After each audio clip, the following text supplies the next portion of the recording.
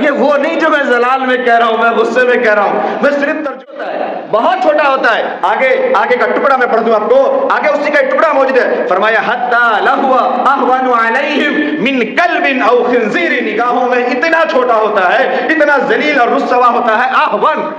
اہون جو سب سے بڑی بات ہو سکتی ہے ذلیل ذلت کی، اس کو بیان فرمایا، اور آگے دو لفظ بھی لائے، یہ بچہ جانتا ہے ہمارے یہاں، وخنزیر، کلب وخنزیر، کہ پھر ایسا شخص کتا اور سور سے بھی زیادہ بدتر ہوتا ہے لوگوں کی نگاہ، جو تکبر اختیار کرتا ہے، جو بڑائی اختیار کرتا ہے۔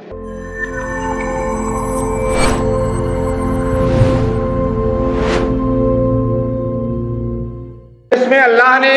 جو بات بتانے کی کوشش کی ہے اور جتنا تاکید اس کے اندر استعمال کیا ہے، یہ جو زبان کے ماہر ہے وہ جانتے ہیں۔ جس زبان کو جو جانتا ہے وہ سمجھتا ہے کہ چھوٹے سے چھوٹے جملے میں کوئی کتنی بڑی بات کیسے کہی جاتی ہے،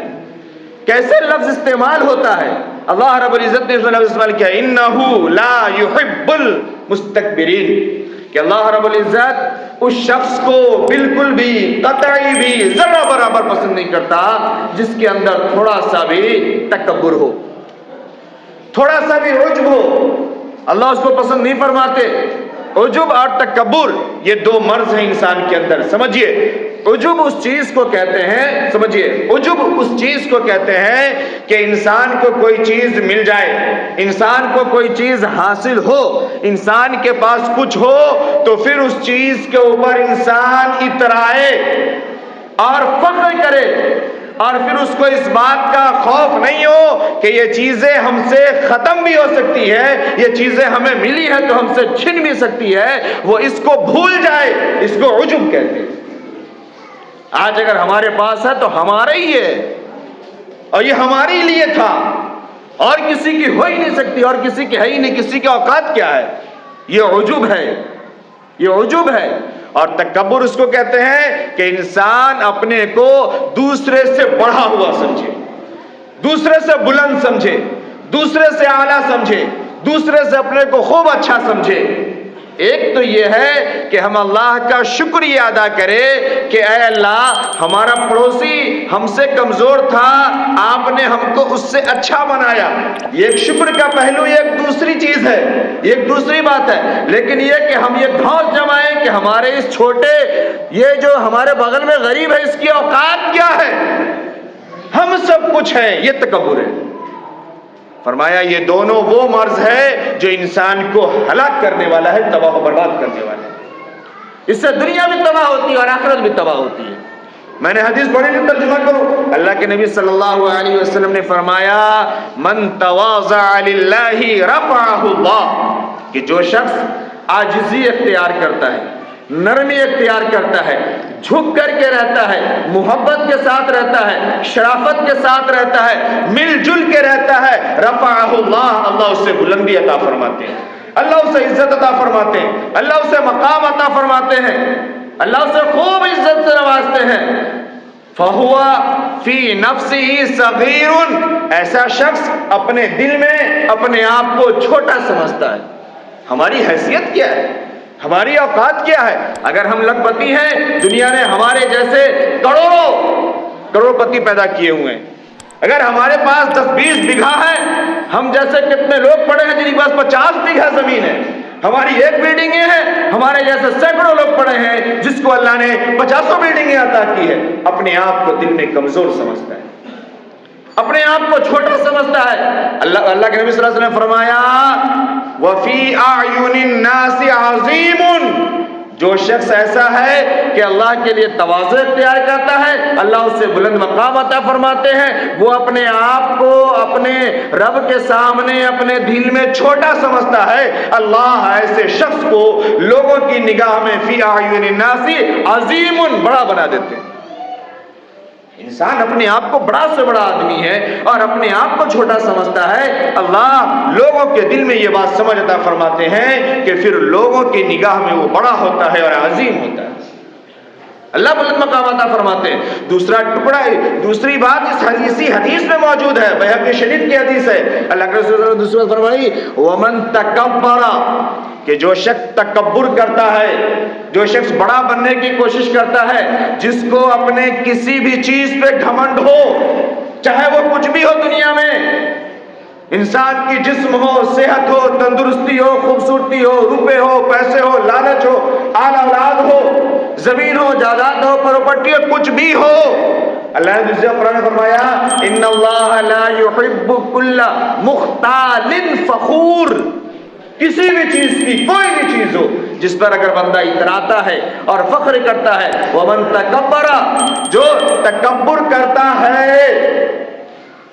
وضعہ اللہ، پھر اللہ ایسے شخص کو نیچا کر دیتے ہیں، پھر اللہ ایسے شخص کو ذلیل اور رسوا کرتے ہیں۔ اللہ کے نبی نے فرمایا، اسی میں ٹکڑا آگے موجود ہے، وفی نفسہ کبیر وفی اعین الناس صغیر، وہ شخص، ایسا شخص جو تکبر کرتا ہے، اپنے دل میں اپنے آپ کو بہت بڑا سمجھتا ہے، وہ سمجھتا ہے کہ ہم بہت بڑے ہیں، ہم کچھ ہیں، ہم ہی بابو اور بھیا ہیں۔ اللہ کے نبی نے فرمایا کہ لوگوں کی نگاہ میں ایسا شخص بہت چھوٹا ہوتا ہے، بہت ذلیل ہوتا ہے، بہت ذلیل ہوتا ہے، بہت چھوٹا ہوتا ہے۔ آگے بڑھا، میں پڑھ دوں آپ کو، آگے اسی کا ایک ٹکڑا موجود ہے، فرمایا حتی لہو اہون علیہم من کلب او خنزیر، وہ لوگوں کی نگاہوں میں اتنا چھوٹا ہوتا ہے، اتنا ذلیل اور رسوا ہوتا ہے، اہون، اہون جو سب سے بڑی بات ہو سکتی ہے ذلیل ذلت کی، اس کو بیان فرمایا، اور آگے دو لفظ بھی لائے، یہ بچہ جانتا ہے ہمارے یہاں، او کلبن و خنزیر، کلبن و خنزیر، کہ پھر ایسا شخص کتا اور سور سے بھی زیادہ بدتر ہوتا ہے لوگوں کی نگاہ، جو تکبر اختیار کرتا ہے، جو بڑائی اختیار کرتا ہے۔ یہ وہ نہیں جو میں زلال میں کہہ رہا ہوں، میں غصے میں کہہ رہا ہوں، میں صرف ترجمہ کر رہا ہوں، حتی لہو اہون علیہم من کلب و خنزیر، اختیار کرتا ہے، پھر لوگوں کی نگاہ میں وہ اتنا گرتا ہے، اتنا گرتا ہے، اپنے نگاہ میں وہ بڑا بننے کی کوشش کرتا ہے، وفی نفسی کبیر، سمجھتا ہے کہ ہم بہت بڑے ہیں، لیکن وفی اعین الناس صغیر، لوگوں کی نگاہ میں وہ گر جاتا ہے، ذلیل و رسوا ہو جاتا ہے، اس کی عزت باقی نہیں رہتی، اتنا گرتا ہے کہ کتے اور خنزیر سے بھی نیچے ہو جاتا ہے۔ اور ہم یہ سنتے ہی نہیں، ہمارے معاشرے میں اس طریقے کی بات ہوتی نہیں، کیا ہے امام صاحب اس کی بات کر رہے، ارے اس سے اچھا تو کتا ہے، کیا معنی ہوا اس کا؟ ارے مولانا صاحب اس کی بات کر رہے، ارے خنزیر بھی اپنے مالک کا سمجھدار اور وفادار ہوتا ہے، کیا معنی اس کا؟ عام آدمی کی زبان بھی اس حدیث کا ترجمہ کر دے رہی ہے۔ تو اس لیے ہمیں کوئی بھی دولت ملی ہے، کوئی بھی چیز ملی ہے، تو ہمیں اپنی اوقات یاد رہنی چاہیے، ہمیں ہماری ابتدا یاد رہنی چاہیے کہ اللہ رب العزت نے بار بار چیلنج کر کے یہ بات یاد دلائی کہ دیکھو تم اپنی بنیاد کو یاد رکھو کہ اللہ نے تمہیں کیسے ایک ذلیل، حقیر، رسوا پانی سے پیدا فرمایا، تمہاری اوقات کیا ہے، ایک گندے پانی سے تمہیں اللہ نے بنایا، اور پھر تم پر احسان یہ کیا، اکرام یہ کیا کہ فسواک فعدلک، کہ تمہیں بہترین بھی بنایا، اعتدال کے ساتھ ہی بنایا، ہاتھ پاؤں بھی دیا، تمہیں صورت بھی عطا کی، اور ہر ایک چیز اچھی سے تمہیں نوازا ہے، اگر تو ان تمام اچھائیوں کا اپنے رب کے سامنے شکر ادا کرو اور اپنے رب کے سامنے جھک کر کے رہو۔ اس لیے میرے محترم بزرگ اور دوستو، ہم اپنے دل سے یہ عجب والی بیماری کو نکال دیں کہ جو ہمارے پاس ہے وہی ہے، اور جو ہمیں ملا ہے ہمیں ہی ملا ہے، اللہ جو دینے پر قادر ہے وہ منٹوں اور سیکنڈوں میں لینے پر بھی قادر ہے۔ ہم آپ ایک سے ایک پہلوان کو جانتے ہیں، ایک سے ایک طاقتور کو جانتے ہیں، ایک سے ایک صحت مند کو جانتے ہیں، جو ابھی 2 مہینے 4 مہینے تک دندنا رہا تھا، اور ابھی 2 مہینے 4 مہینے سے وہ بھیک مانگ رہا ہے کہ ہمیں تھوڑی سی استراحت مل جائے، تھوڑا سکون مل جائے، تھوڑی صحت مل جائے، اتنی طاقت مل جائے کہ ہم اٹھ کے کھڑے ہو جائیں، اتنا ہٹا کٹھا کہ 4 لوگ اسے اٹھا نہیں پا رہے، لیکن ایسے مرض میں مبتلا ہوا کہ خود اپنے پاؤں پہ کھڑا نہیں ہو سکتا۔ یہ اللہ ہے، اللہ جب جسے چاہتا ہے نواز دیتا ہے، اور اللہ جب جسے چاہتا ہے چھین لیتا ہے۔ اس لیے ہمیں کبھی اللہ کے سامنے، اور عیال اللہ، میں بار بار بات کرتا ہوں، عیال اللہ جو اللہ کے مخلوق ہیں، جو اللہ کے بندے ہیں، ان کے ساتھ ہمارے رویے درست ہونے چاہیے۔ اللہ ایک مرتبہ اپنے حقوق کو برداشت کر لیتا ہے، اللہ رحیم ہے، اللہ کریم ہے، اللہ ستار ہے، اللہ غفار ہے۔ اللہ ایک مرتبہ اپنے حقوق کو چھوڑ دیتا ہے، اللہ نے فرمایا ہم اپنے حقوق کو معاف فرما دیں گے، لیکن کوئی اللہ کے بندوں کے ساتھ ناانصافی کرے،